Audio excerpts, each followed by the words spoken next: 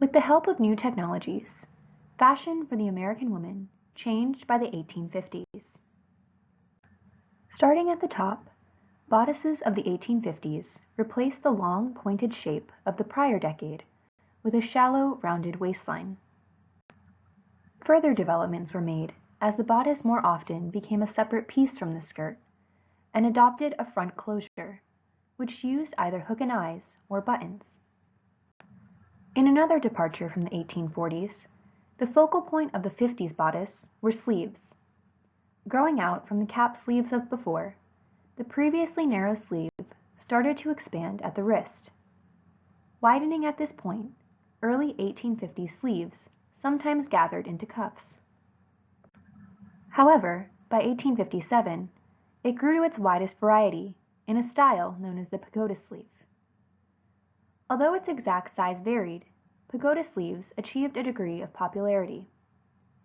Along with these changes in silhouette, an abundance of surface decoration became another defining feature of 1850s clothes, which was facilitated by developments in the sewing machine that could create such embellishments.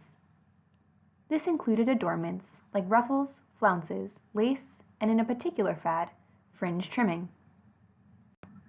As for the rest of one's ensemble, skirts continued to be full into the 1850s, but with a little help from a new undergarment, the hoop skirt.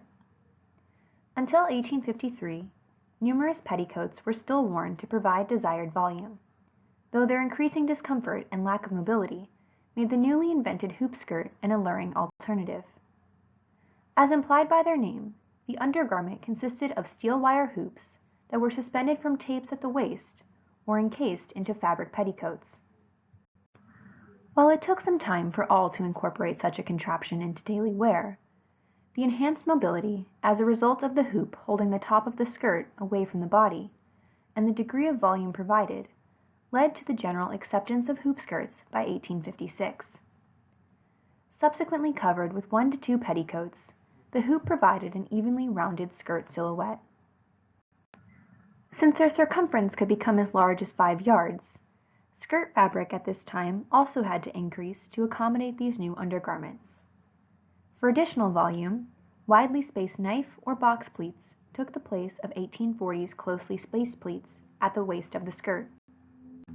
Incorporating these style developments into her wardrobe, the 1850s American woman would have been on the cutting edge of fashion.